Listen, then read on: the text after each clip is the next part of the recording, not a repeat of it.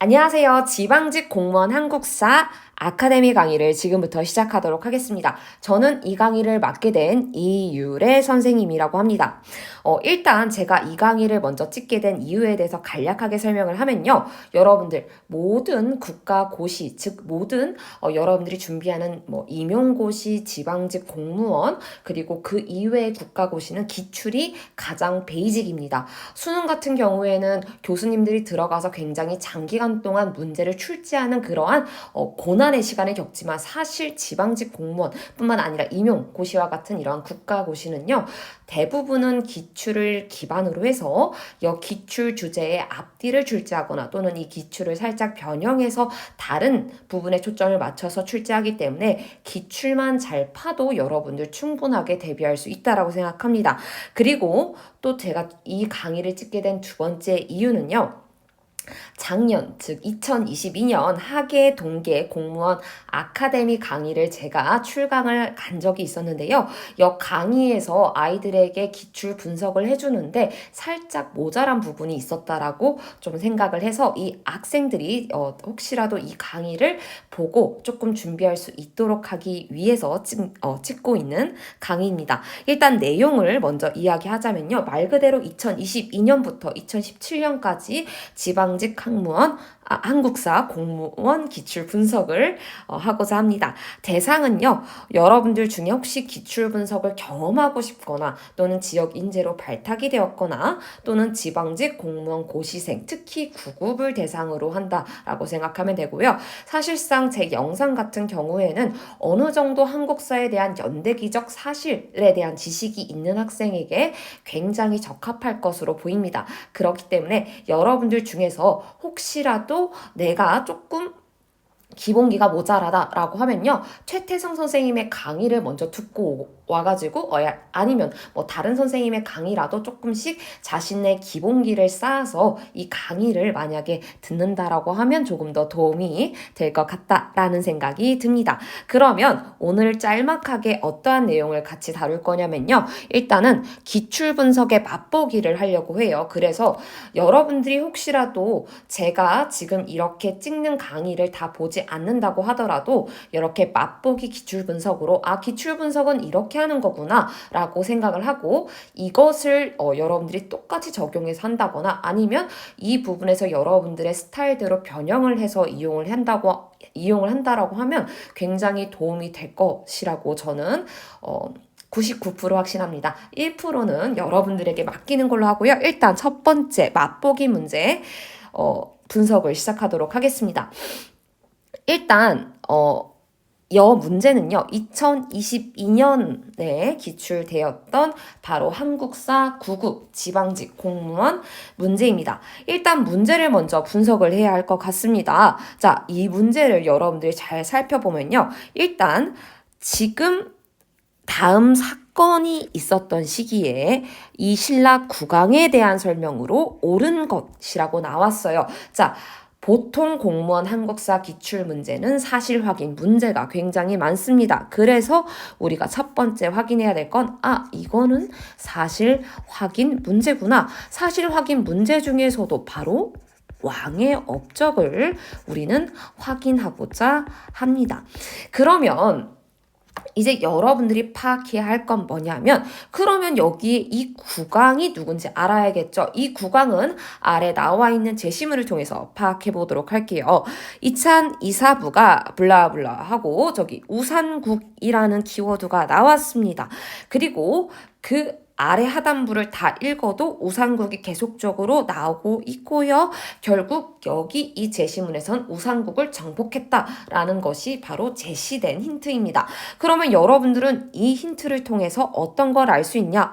이 왕은 바로 지증왕이겠구나 라고 여러분들 파악할 수 있어야겠죠. 하지만 기출분석은 이게 아닙니다. 이거 지증왕이네. 지증왕은 이랬지 해서 끝나는 게 기출분석이 아니라 기출분석은 그러면 도대체 지증왕이라는 이 왕의 업적을 출제한 사람은 어떠한 주제를 지금 도출하고 싶어서 이 기출을 냈을까를 여러분들은 더 나아가야 해요. 그러면 이 지증왕이 들어가는 주제는 바로 신라의 성립과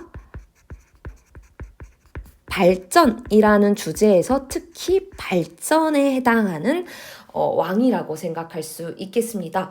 와, 이거를 어떻게 알 수 있어요? 여러분들 이거를 아는 방법은 무엇이냐 하면 아까도 말했지만 연대기적 지식이 있어야 되고요. 이 기본적인 개론서의 틀을 먼저 익히고 난 다음에 이거를 우리가 보통 스키마, 도식이라고 하죠. 그래서 하나의 주제로 이끌어낼 수 있다라고 하면 충분하게 그와 연관된 사실이 여러분들한테 이제 딱 정리가 될 것이고 이것을 통해서 여러분들이 충분하게 저는 대비할 수 있다라고 생각합니다. 그러면 주제가 신라의 성립과 발전이라고 하면 이 발전에 우리가 조금 더 키워드를 맞춰가지고 이 발전과 관련된 왕에는 지증왕이 있겠구나. 그리고 그 이후에 법풍왕 그리고 또 누구? 그렇죠. 진흥왕 있다라고 우리는 보통 이야기를 하죠. 그래서 여기서의 핵심은 뭐냐 하면 사실 확인 문제라는 걸 여러분들이 파악을 했고 그러면 여기에 나와 있는 이제 문제에서 제시하고 있는 왕이 지증왕이다 라고 하면 지증왕에서 끝나는 것이 아니라 이 지증왕에 해당하는 주제가 신라의 성립과 발전이고 이 신라의 성립과 발전에서 나타날 수 있는 왕은 지증왕뿐만 아니라 법흥왕, 진흥왕까지다. 즉 여러분들이 여기서 출제된 인물의 앞뒤를 살펴보면서 여러분들이 계속적으로 복습하고 하나의 이제 키워드를 가지고 이거를 도식화할 수 있다라고 하면 충분하게 대비할 수 있는 문제다.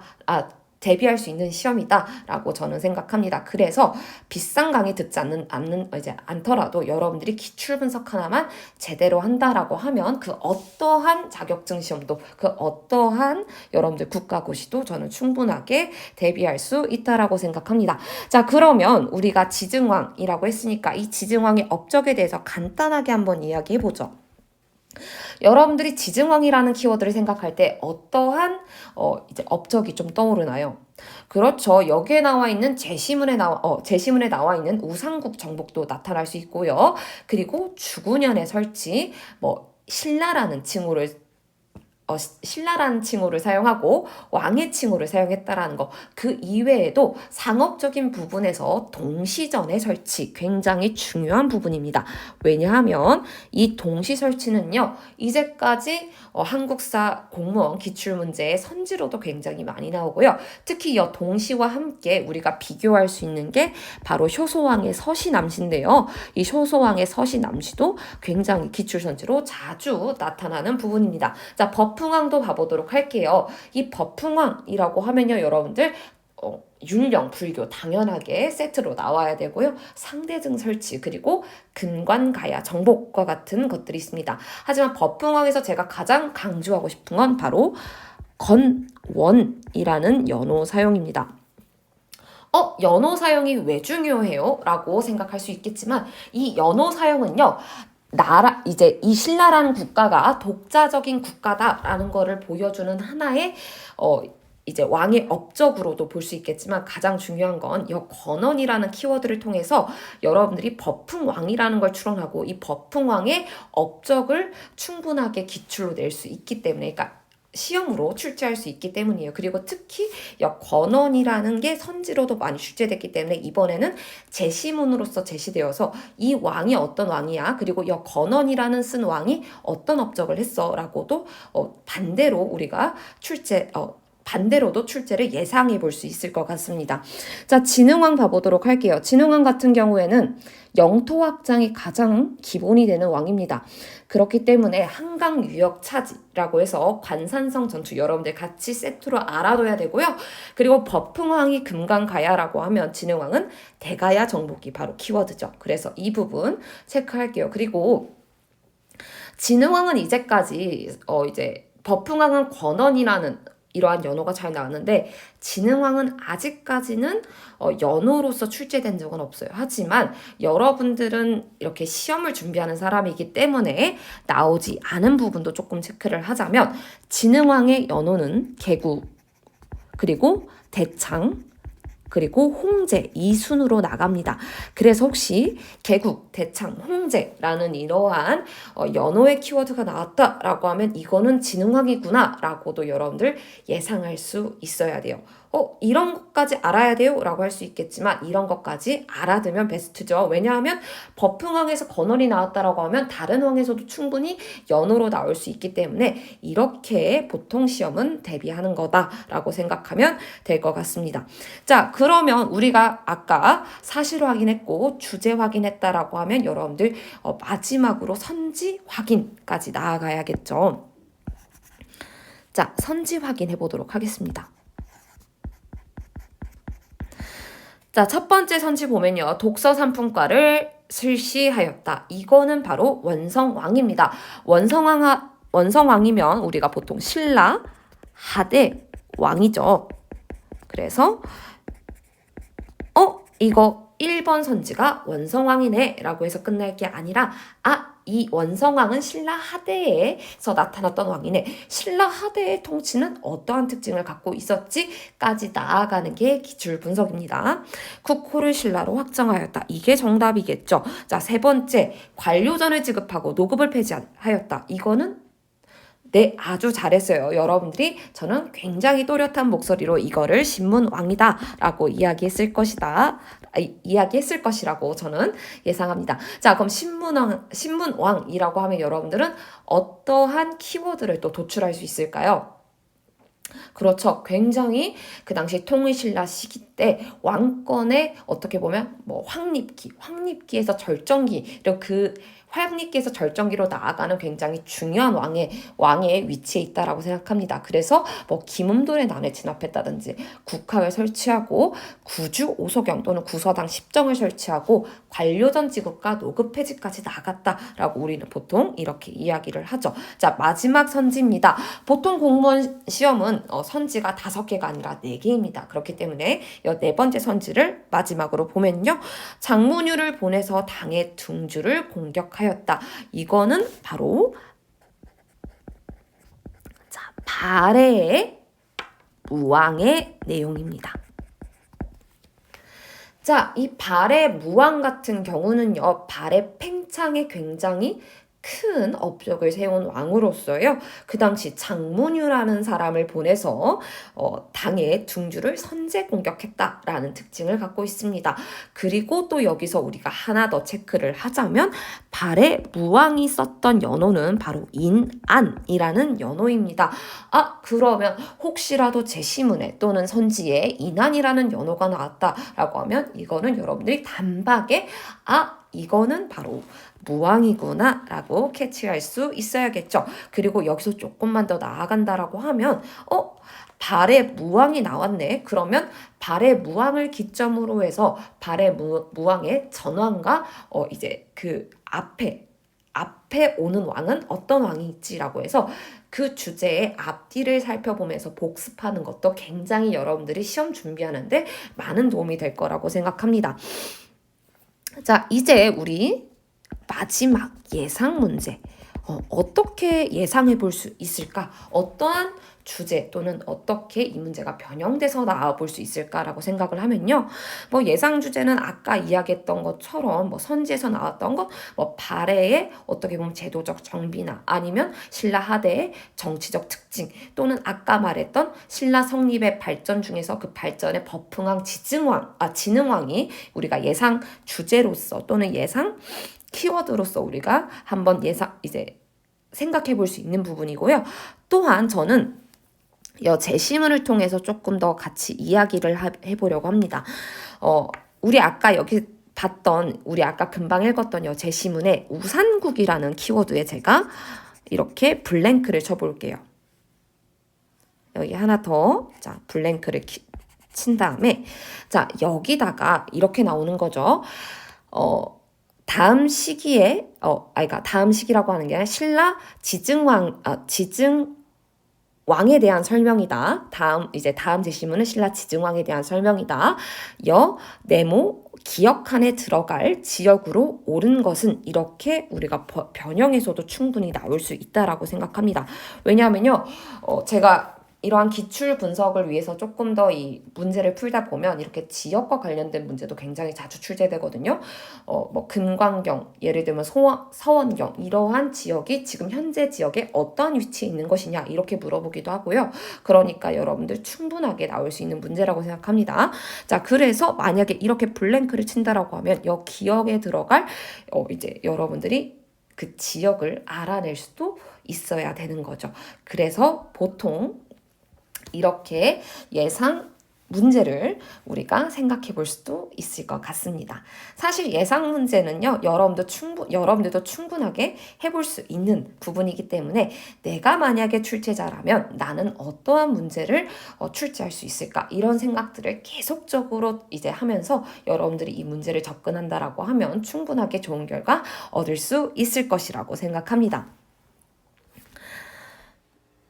네, 이제 두 번째 맛보기 기출 분석을 시작해 보도록 하겠습니다. 밑줄 친 그에 대한 설명으로 옳지 않은 것입니다. 자, 이거는 여러분들 우리 아까도 봤지만 역시나 사실 확인 문제고요. 아까와 다른 점이 있다라고 하면 바로 옳지 않은 것을 찾아야 하는 문제입니다. 인물의 업적 문제겠죠. 그럼 이 인물이 누군지 먼저 파악을 하는 게 굉장히 중요하다고 생각해요. 바로 자, 제시문을 통해서 힌트를 얻어보도록 합시다. 요동을 공격하기로 요청했다. 첫 번째 힌트고요. 진도를 익히게 했다. 두 번째 힌트네요. 마지막 조준이라는 인물이 빵 나왔습니다. 바로 우리 정도전이구나 라는 걸 충분하게 알 수 있고요. 이 정도전이라는 인물이 나왔을 때 여러분들이 도출할 수 있는 주제로는 바로 조선 건국과 바로 제도정비의 부분으로 우리가 이 주제도 한번 이끌어내 볼 수 있을 것 같습니다. 그러면 여러분들이 조금 더 이 주제를 가지고 공부하고 싶다라고 하면 그 조선의 건국 과정, 즉 위화도 회군에서부터 과전법의 설치까지, 그리고 그 이후에 나타나는 태조, 태종, 세종, 그리고 문종, 세조, 성종, 거기에 나타나 있는 그 일련의 왕을 여러분들이 한번 그 왕의 업적을 분석해 보는 것도 굉장히 좋을 것 같고요. 저는 시간이 조금 없는 관계로 정도전이란 인물에 대해서 언급하고 이제 선지 분석을 해보도록 하겠습니다. 일단은 제가 굳이 정도전과 관련된 문제를 맛보기로 선택한 거는요. 정도전은요, 정말 많이 빈출됩니다. 정말로 제가 기출 분석을 위해서 2022년부터 2017년을 다 풀어봤는데 정도전이란 인물이 단독으로 출제되는 경우가 매우 많았어요. 그렇기 때문에 저는 여러분들이 정도전이란 인물은 그래도 조금 더 주의 있게 바라보고 좀 공부해 줬으면 좋겠다라는 목적에서 이렇게 갖고 왔고요. 이 문제는 2019년에 기출된 문제입니다. 자, 이 정도전과 관련된 업적을 먼저 살펴봐 보도록 할게요. 일단 이 인물은요, 첫 번째 조선 경국전이라는 사찬 법전을 편찬했습니다. 이 조선 경국전은요, 한 번도 선지나 아니면 제시문으로 출제된 적은 없지만 저는 이 조선 경국전이라는 키워드가 언젠간 꼭 한 번 출제될 것이라고 99% 확신합니다. 1%의 확신은 여러분들에게 맡기도록 하고요. 저는 이게 꼭 출제될 것이라고 생각합니다. 자, 그 이유는 조금 더 이따 말하고요. 일단은 이게 사찬 법전이다. 그리고 조선 최초로 만들어진 법전이다 정도로 여러분들이 알고 가면 되겠습니다. 사찬이라는 건요, 개인 사자 써서 개인으로 편찬한 법전이라는 거예요. 즉 국가의 지시나 명을 받지 않았다는 거죠. 그리고 또 이 인물은요, 경제문감이라는 책을 편찬했습니다. 이 경제문감은 바로 여러분들 선지 4번에서 나타난 건데요. 재상 중심의 정치를 주장한 책입니다. 그렇기 때문에 이 경제문감을 조금 더 키워드로 같이 알아두면 좋을 것 같아요. 왜냐하면 이 경제문감에서 주장한 재상 중심의 정치로 정도전은 결국 제1차 왕자의 난으로 태종 이방원에 의해서 죽게 되거든요. 그렇기 때문에 이 경제문감은 충분하게 제1차 왕자의 난으로 이어지는, 어떻게 보면 정도전의 마지막을 장식하게 되는 그 원인 또는 갈등으로 작용할 수 있는 책이라고 생각하면 될 것 같습니다. 이제 고려국사를 같이 이야기해 보면 좋을 것 같아요.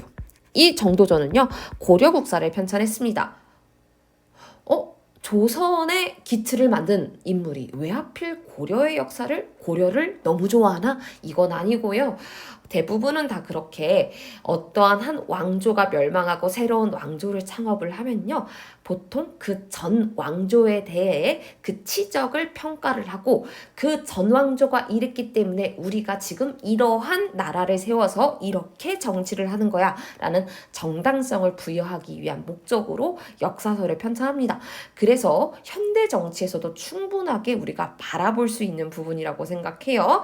어떠한 우리가 이제 대통령 선거가 바뀌거나 국회의원 선거가 바뀌거나 이렇게 정권이 바뀔 때마다 보통 그 전 정권의 업적 또는 그 업적보다는 그 전 정권에 했던 이제 우리가 뭐 공약이나 아니면 그 이제 사업에 대해서 우리가 평가를 하고 이것을 이제 가지고 자신의 지금 현 정권에 대한 정당성을 부여한다거나 이런 경우가 굉장히 많죠. 보통 역사에서는 반복되는 일입니다. 그래서 고려국사를 편찬했다라는 거를 같이 파악하면 좋을 것 같고요. 그리고 불시잡변을 편찬했습니다.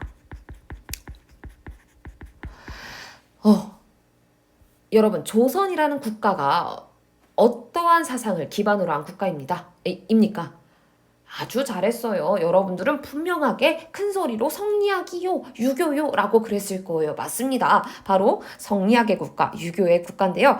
자, 이 정조정 같은 경우는요, 그 당시 고려가 이제 불교를 사상적 기반으로 세웠다라는 것에 대해서 굉장히 신랄한 비판을 하면서 저 불씨들, 즉 부처씨들이 말하는 잡소리라는 불시잡변을 통해서 불교를 굉장히 통렬하게 비판을 하고 그렇기 때문에 불교는 안 돼. 그렇기 때문에 유교가 짱이야 라고 하면서 조선을 건국할 때 유교라는 성리학이라는 명분을 내세웁니다. 그래서 불시잡변도 같이 알아두면 좋겠죠. 그리고 또 이 인물의 가장 핵심은 바로 요동정벌이기도 합니다.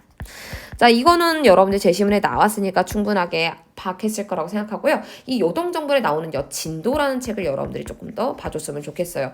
여진도는 저는요, 이것도 충분하게 선지로 나타날 수 있는 부분이다 라고 생각합니다. 왜냐하면 제시문에 나타난 힌트가 선지로 바뀌기도 하고 선지에서 들어가 있던 것들이 제시문으로 들어가서 문제의 힌트로 작용하기 때문에 이 선지와 제시문에 대한 구분을 여러분들이 두진 않았으면 좋겠어요. 그래서 이 진도라는 부분도 같이 봐보도록 합시다.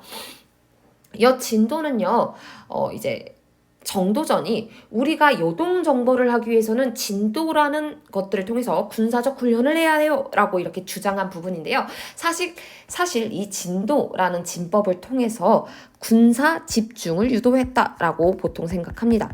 자, 군사 집중이라고 하면 무슨 말이냐? 쉽게 말해서 국가, 왕을 중심으로 모든 군사력을 집중시키겠다. 즉 개인이 갖고 있는 군사력을 허용하지 않고 이 개인이 갖고 있는 군사력을 바로 중앙으로 집중시켜서 국왕 또는 이 나라의 가장 큰 힘을 발휘할 수 있도록 하겠다라는 것이었죠. 이 부분이 나중에는 화가 되어서 제1차 왕자의 난으로 이어진다라는 것들을 다시 한번 이야기하고요. 이제 선지를 분석해 보도록 하겠습니다. 자, 일단 망건당에서 원의 학자들과 교류하였다. 여왕은요, 우리 충선왕입니다. 하지만 이 여러분들은 충선왕에서 끝나면 안 된다라고 저는 분명하게 이야기했죠. 충선왕 하면 여러분들은 세트로 충선왕의 개혁정치, 충선왕의 개혁정치라고 하면 가견법 또는 사림원이라는 기구를 같이 기억해야 되고요. 그리고 또 이 시기에 이 충선왕이라는 왕뿐만 아니라 이제 우리 보통 충자 왕 세트라고 하죠. 충 시리즈 왕이라고 하죠. 열선숙이라고 해서 충열왕, 충선왕, 그리고 충수광, 또한 중에 이제 충모광이라고 나타나는 그 우리가 이제 왕의 계보에 나타나는 업적도 여러분들이 조금 시간 날 때 파악해주면 좋을 것 같고요. 그리고 또 하나 왕건당이라는 키워드가 나왔다라고 하면 여러분들은 또 비교 대상으로 해서 우리가 성리학의 도입 을 같이 파악을 해야죠. 자, 이 성리학의 도입 바로 안양에 의해서 충렬 왕시기 때 같이 이루어지게 됩니다. 그래서 비교해서 한번 같이 파악하면 좋을 것 같고요. 맹자의 역성 혁명론을 조선 건국에 적용하였다. 맞지요? 한양 도성의 성문과 궁궐에 이름 지었다. 맞습니다. 마지막 경제문감 재상 중심의 정치도 맞습니다. 그리고 또 하나 제가 여기다가 이제 예상 주제를 같이 파악해 보면 좋을 것 같아요. 자, 마지막입니다. 자, 예상 주제만 파악하면 끝나요. 예상 주제 같이 파악해 봅시다. 자, 여러분들이 딱 이제 우리가 기출 분석이 끝나니까 어떠한 주제를 조금 더 예상 주제로서 파악해 볼 수 있을 것 같나요? 네, 아까 이제 봤죠. 조선 건국의 배경과 관련해서도 이야기해 볼 수 있을 것 같고요. 그리고 아까 망건당에서 나오는 우리 충서당 시리즈의 그 충자 시리즈에 보면 원의 간섭 정치와 관련해서도 충분하게 주제로 이끌어내 볼 수도 있을 것 같습니다. 하지만 저는 여기서 가장 핵심적으로 주제를 두 가지를 이끌어내고 싶은데요. 일단 첫 번째 주제, 아까 말했던 진도 그리고 요동정벌과 관련해서 여러분들이 충분하게 제시문과 선지로서 나중에 다시 한번 응용될 수 있다라는 점 파악해줬으면 좋을 것 같고요. 그리고 제가 아까 말했죠. 나중에 설명해 주겠다고 했던 거예요. 조선 경국전 이 부분을 여러분들이 조금 더 중요하게 생각했으면 좋겠어요. 왜냐하면 법정 같은 경우는 일단은 그 국가의 기틀을 이제 규정하는 것이기 때문에 어떠한 문제로도 이제 어떻게 보면 이제 단독 주제로도 출제될 수 있는 부분이고요. 그리고 제가 이제까지 기출 분석을 한 결과 경국대전도 나왔고 속대전도 나왔고 굉장히 조선과 관련된 법전들이 경제육전이라고 해서 우리가 제시문에 나오는 조준이라는 인물 보이죠? 제시문에 나왔던 이 조준이라는 인물이 최초로 만들었던 경제육전, 이거는 최초의 관참법전이에요. 그렇기 때문에 관참법전과 비교해서 조선 경국전이 나올 수 있는 부분이 굉장히 크고요. 그리고 다른 법전들은 이미 다 나왔지만 조선 경국전은 단 한 번 나오지 않았어요.